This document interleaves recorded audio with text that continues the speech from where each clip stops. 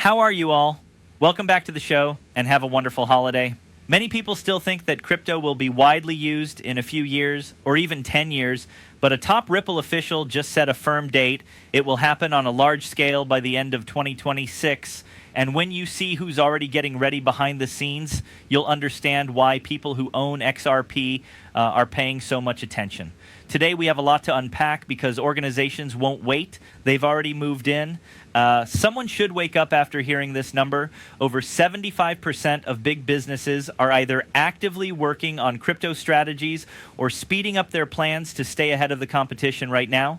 It's not about following the latest trend or betting on price changes. It's about staying alive in a changing financial world. That number won't just keep going up. By the end of 2026, it will be the norm. There will be a lot of crypto risk built into the operations of every real bank, major asset manager, and global payment provider. Why the sudden need for action? Easy. It is no longer a question of whether crypto works or not. We're now talking about how fast instead of if. It's a real race to be the best. You can already see it happen. Banks are rushing to release custody solutions that are compliant. Asset managers are testing tokenization in the real world, and payment networks are quietly switching to settlement layers that are based on blockchain. The brokerages that didn't pay attention to the growth of online trade in the 1990s and were left behind will be forgotten if you don't keep up with this. This isn't about slowly grinding up. Most of the time, these systems launch when they break down. We're in the middle of that testing step right now. Conviction is being questioned and supply is being cleaned up. The math is easy to understand. If you can get through the noise, the next step will be much easier. Let's talk about what Reese Merrick, Ripple's managing director, just dropped while we're on the subject of placement. He didn't hold back. It is expected that by the end of 2026, almost all big banks will have significant crypto exposure. There won't be any free pilots or side projects. It is going to be core technology. Why? Because customers want it. They have to do it. If JP Morgan takes too long to deal with digital assets, money will go straight to sites like Coinbase. Customers will go to agile fintechs like Revolut or younger players if traditional banks don't pay attention to stablecoins and tokenized funds. This is not a passing trend. It is a basic change in the structure.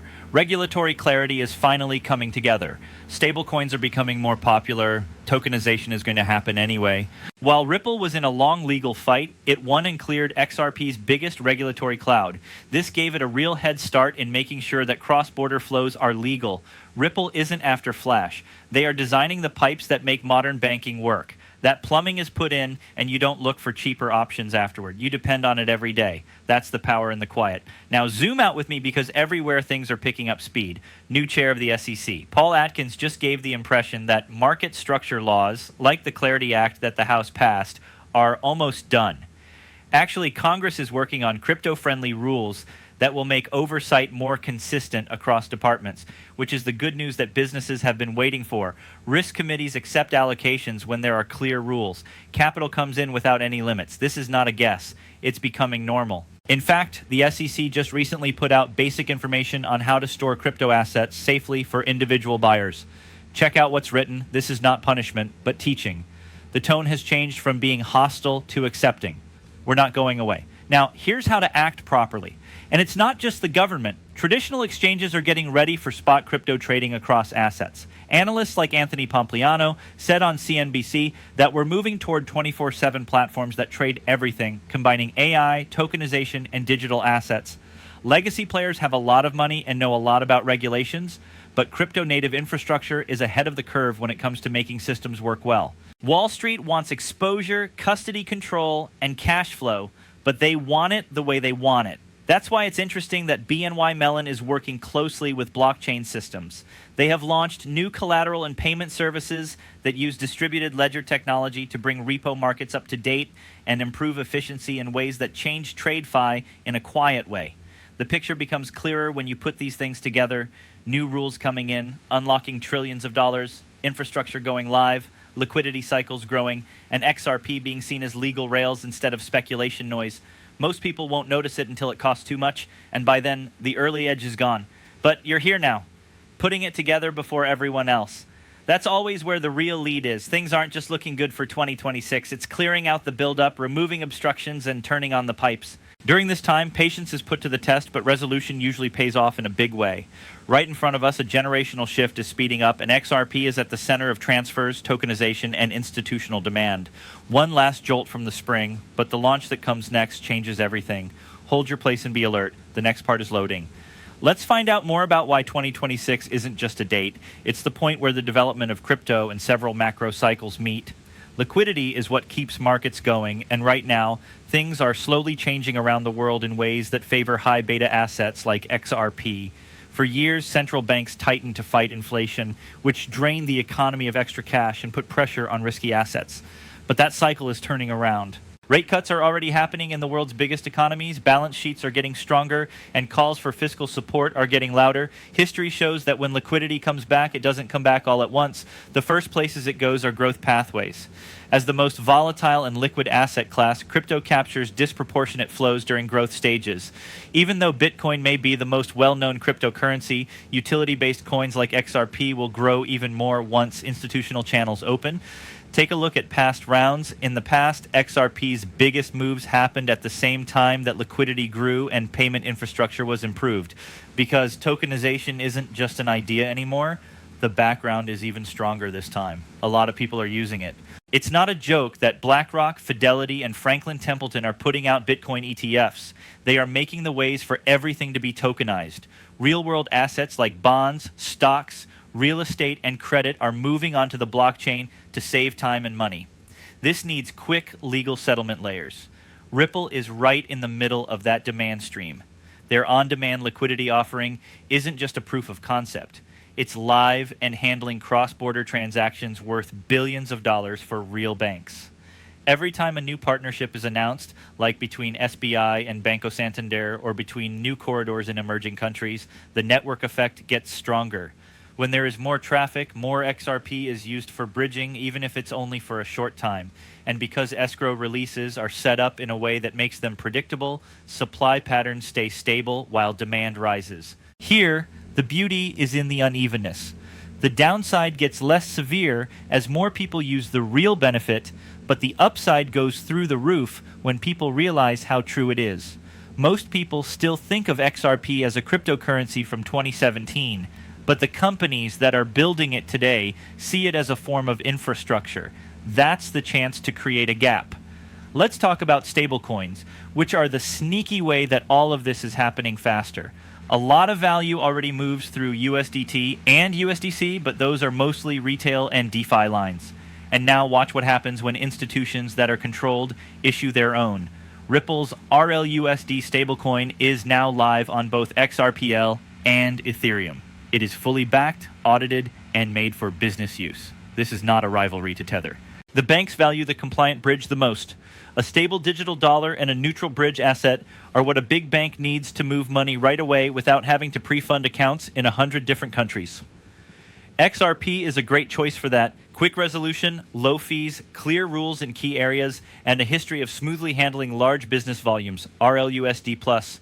With XRP, a rotor is made. When more stablecoins are released, there is more bridge demand. This temporarily locks or burns XRP, making it harder to get during peaks. Once there are enough tokenized funds, this effect grows exponentially. Let's say BlackRock's Bitcoin fund grows from hundreds of millions of dollars on-chain to tens of billions of dollars. There needs to be quick payment for every redemption, subscription, and rebalance. Old methods take days and have many layers of middlemen. Not long at all with blockchain. The winners are not the funds, but the lines that hold everything up. Ripple isn't the only one, but they're in a unique situation. In the same words as XRP, Stellar is talked about for similar use cases. However, XRP has a clear advantage in the race for institutional volume thanks to its higher liquidity, more exchange listings, and regulatory wins. BNY Mellon recently labeled both protocols as special. This wasn't just a matter of words. It shows which networks they're integrating deeply for settlement and collateral management. Also, the DTCC pilot with blockchain technology isn't making headlines, but it's a huge deal. Every year, the Depository Trust and Clearing Corporation handles 4 quadrillions in security payment. Using distributed ledgers to update even a small part of that process creates a constant need for digital assets that work well. These are no longer experiments, they are now production settings that are quietly taking in capacity. Add the political tailwinds to the mix. Regulatory barriers that slowed progress for years are falling apart quickly now that a government that supports new ideas is in power. The attempts to get rid of SAB 121, the progress of market structure bills, and the shift in agency leadership toward clarity have all taken away the obstacles that had been blocking trillions of dollars. Capital doesn't always need permission to move. It goes where the hurdles are lowest. This makes a perfect storm because it increases cash, builds infrastructure, eases regulations, and boosts real-world demand all at the same time. XRP isn't just following Bitcoin here. It's taking advantage of a separate flow from modernizing global payments and tokenizing RWA. When people are willing to take risks, the correlation will get stronger, but the drivers are truly different and are adding up. One more thing that isn't given enough credit is contracts and liquidity. As things become clearer, the XRP futures and options markets will likely get a lot deeper. Futures are already on CME, but traffic will go through the roof once banks give their clients permission to trade. More spot demand is brought in by hedging tools, which creates positive trends. We paid Bitcoin to see this movie.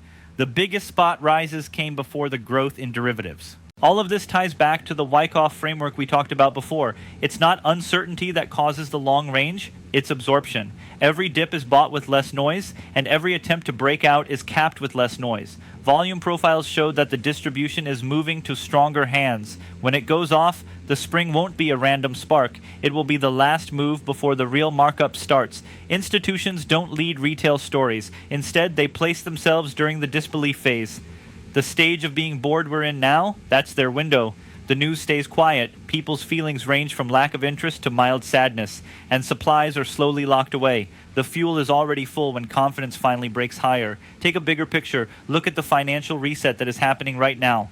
In fiat terms, the amount of debt can't be maintained, but growth needs to continue. Tokenization gives us a way forward. Diversify assets, make markets available 24 hours a day, 7 days a week without making money. But none of that works without settlement that can be trusted and works well.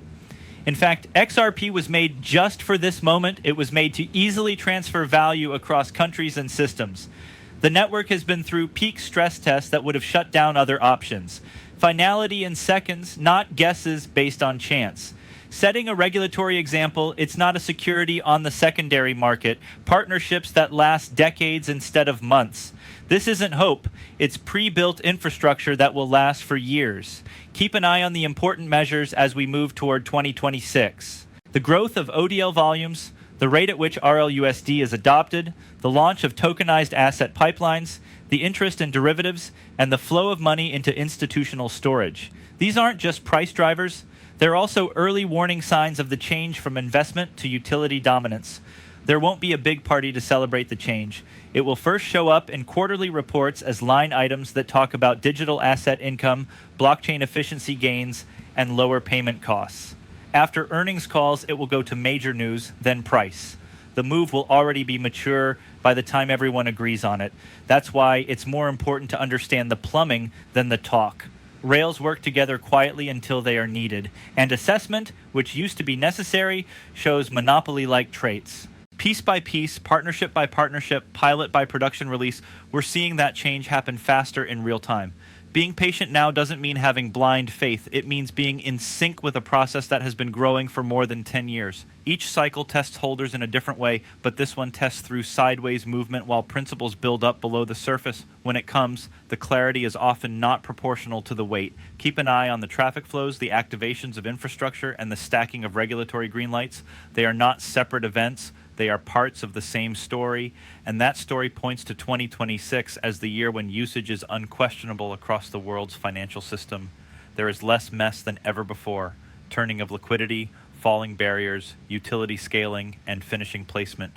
The next step is not just another cycle. It is the part of institutionalization that we have been waiting for. Stay sharp and in place. It's happening faster than most people think. This is not advice about money. As 2025 comes to a close and we look straight at what's happening, there is more proof than ever.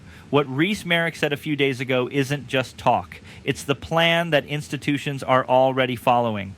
RLUSD has a market value of more than $1.33 billion, is fully controlled by the New York Department of Financial Services, NYDFS, and is now conditionally backed by a federal trust charter. This makes it the stablecoin that banks are integrating for real-world flows.